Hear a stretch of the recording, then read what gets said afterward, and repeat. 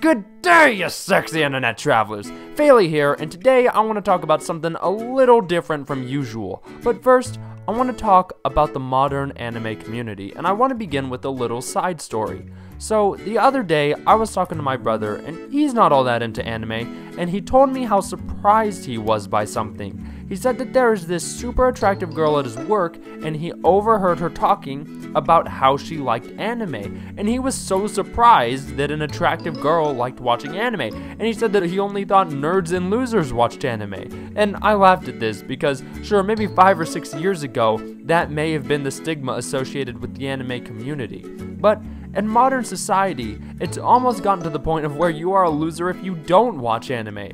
Even my bartender watches anime. いらっしゃいませ。クイーンデキムへようこそ。 So, anime has acquired this societal acceptance in recent years, and with it has come the acceptance of, honestly, an entirely different culture.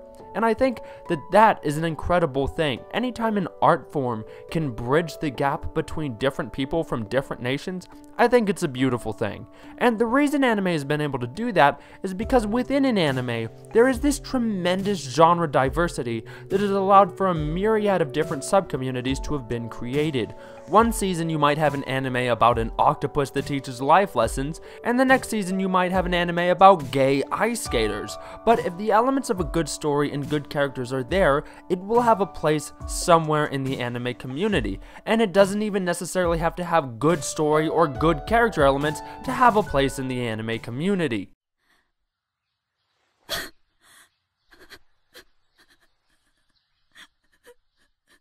So society has gotten to the point of not just accepting people who watch anime, but has pretty much carved out a special place for anime within our cultures. And this has had tremendously far-reaching benefits that extend so much further than just anime. How many people went and learned Japanese for some period of time because of an anime they were watching? How many people became more interested in Japanese culture than they are in anime? How many people took it one step further and decided to change their life path and pursue getting an occupation in Japan?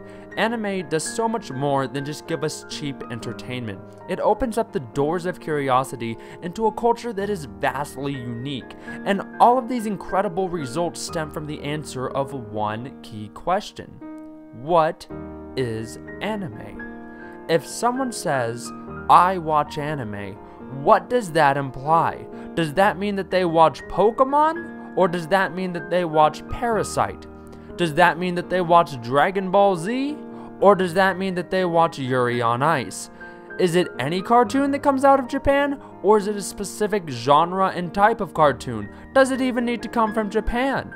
If it is animated in the style of Japanese manga, does it need to be from Japan? Defining anime has become this battle of semantics, and it has watered down the entirety of what anime is. Regardless of whether or not you consider Pokemon or Dragon Ball Z to be real anime is irrelevant, because for most of us, that's where our anime journey started. And if Dragon Ball Z or Pokemon is what initially cultivated someone's interest in Japanese culture, do the semantics really matter? This bigger picture of the results of anime, this explosion of Japanese culture that has come about in large part from anime, is the thing that I think matters. The first time I began to have an interest in Japanese culture was when I saw a Pokemon episode with people eating onigiri, and I was so intrigued by what they were eating. And for something like Pokemon to serve as a bridge between a child and an unfamiliar culture is incredible. And how many other people had a moment where they saw something in some anime that sparked their interest in Japanese culture? Anime exposes a different side of the world in a unique light that only anime can do. And I think anime is largely responsible for the explosion of Japanese culture in the West. And this year, thanks to a new anime, I think we might begin to see this incredible process of a cultural explosion repeat itself. 金がないときは言うんだよ。Everyone agrees anime is something from Japan, and that's true. And while there have been some instances of anime-like cartoons created outside of Japan, if you ask anyone what their favorite anime is, they are more than likely going to tell you an anime that is from Japan, and understandably so. I have watched a tremendous amount of anime, but up until quite recently, if you would have asked me to name an anime that is worth watching that was not from Japan, I wouldn't have been able to give you an answer. But I am so happy to say that today, I could confidently answer that question. Chinese anime have been few and far between throughout the years, but they have all had a couple of things in common. They aren't rated too great, and they usually have a tiny following. And this is for good reason. If you look up on YouTube, say top 10 Chinese anime, the lists that follow have animes that never hit a rating of much past 7 out of 10, and have followings of less than 10,000 people quite frequently. On April 7th, 2017, an anime was released called The King's Avatar. Now, in this conversation of the significance of anime and the societal developments that have arisen from it, why am I bringing up an anime that is only the 5th most popular anime of the season and probably won't ever make it into a single top 10 list? Well, first let me give you a brief synopsis of this anime. Produced by Tencent Animation from Studio GC, the story follows overpowered main character Shu Ye playing the online multiplayer sensation Glory. Alright. So, now that I've given you the synopsis, I have failed to imply that there's anything special about this anime. Overpowered main character playing an online game? Nope, never heard that one before. So, then what makes this anime significant? Well, first let me tell you, as animes go, it's nothing that great. The story is lacking in detail, and quite frankly, there is so much going on that I really don't even know what's going on. Additionally, the characters are bland at best. However, on a complimentary note, it's absolutely beautiful and the voice acting is really good.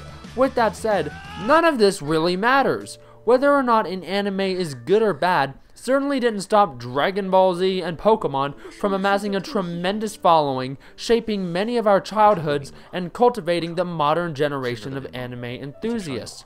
Likewise, the significance of The King's Avatar does not lie in whether or not it's a decent anime. What matters is it's a Chinese anime that has amassed a following of over 80,000 people, which is 10 times the popularity that Chinese animes usually have. Additionally, it's not garnering negative popularity. With a score well over 8 out of 10, it's higher than any other Chinese anime I have seen. And if you go to the comment section of the episodes, people are really enjoying it. 还说要考察我的通宵实力呢。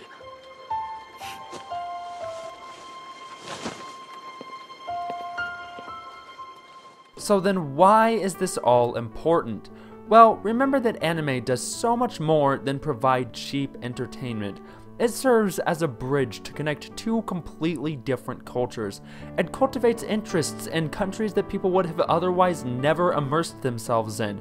It can completely change career paths and even lives if someone becomes interested enough in that other culture. I think one could tentatively assert that The King's Avatar may very well be the first pillar on which the bridge to immersion in Chinese culture through anime is built.